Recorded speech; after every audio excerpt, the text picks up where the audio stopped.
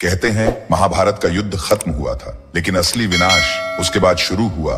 कुरुक्षेत्र की धूल में सिर्फ खून नहीं था, वहां चीखें थीं, श्राप थे और वो साए जो अब तक जिंदा हैं।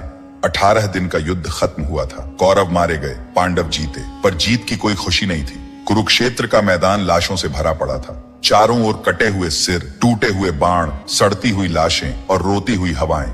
गिद्ध आकाश में मंडरा रहे थे, कुत्ते सैनिकों की हड्डियां चबा रहे थे और सियारों की आवाजें दूर से आती थी, जैसे कोई कह रहा हो अभी विनाश बाकी है। हस्तिनापुर में जब युधिष्ठिर को राजा बनाया गया तो उन्होंने सिर झुकाकर कहा, मैं राजा नहीं बना, मैं तो बस एक लाशों के ढेर का उत्तराधिकारी हूँ। उन्हें रात में नींद नहीं आती थी। हर रात उन्हें अभिमन्यु की चीखें सुनाई देती। द्रौपदी की आंखें हर बार दुशासन के खून से भीगी दिखाई देती। भीम, जिसने दुर्योधन की जांग तोड़ी, वो अब अकेले बैठकर रोता था। हर रात उसे दुर्योधन की कराह सुनाई देती, जैसे कोई कह रहा हो, भीम, न्याय और प्रतिशोध में फर्क होता है।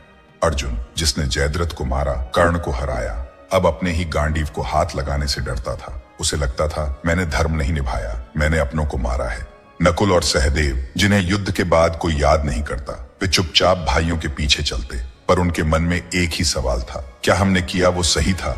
कृष्ण सब कुछ देख रहे थे। उनकी मुस्कान गायब हो चुकी थी। मैंने सुदर्शन चलाया नहीं, पर हर प्रहार मेरा ही तो था। मैंने धर्म के नाम पर अधर्म भी कराया, लेकिन अब ये युद्ध मेरे भीतर भी जल रहा है। उन्होंने रथ से उतरते हुए अर्जुन से कहा, अब समय है सच का सामना करने का। युद्ध तो केवल शुरुआत थी।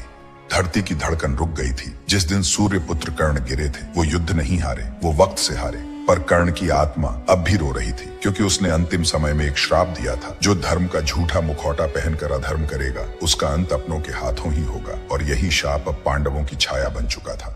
जब युद्ध समाप्त हुआ, गांधारी ने देखा उसके 100 बेटे मारे गए। उसने क्रोध में कृष्ण को श्राप दे दिया, जैसे मेरे वंश का अंत हुआ, वैसे ही यदुवंश का भी विनाश होगा। हे वासुदेव, तुम्हारा पूरा कुल नष्ट हो जाएगा और तुम्हारी मृत्यु भी अज्ञात और अपमानजनक होगी। कृष्ण ने कुछ नहीं कहा, सिर्फ आकाश की ओर देखा और उसकी आंख से एक आंसू बह निकला। श्राप लग चुका था। अब समय की उल्टी गिनती शुरू हो चुकी थी। कुछ ब्राह्मणों ने बताया कि अब कुरुक्षेत्र में रात को अजीब आवाजें आने लगी थी। रथ के पहिए खुद ब खुद घूमते थे। कर्ण की कराह हर तीसरी रात सुनाई देती थी। कर्ण की मां राधा रोज सपने में जलता हुआ बेटा देखती थी। कोई रथ चलाए बिना चल पड़ता और कोई आवाज कानों में कहती, युद्ध अभी खत्म नहीं हुआ। कई महर्षियों ने बताया, महाभारत एक युद्ध नहीं था, वो तो बस एक द्वार था। अब जो समय आ रहा है वो है कलयुग का, और उसका जन्म हुआ है कुरुक्षेत्र की इसी राख से।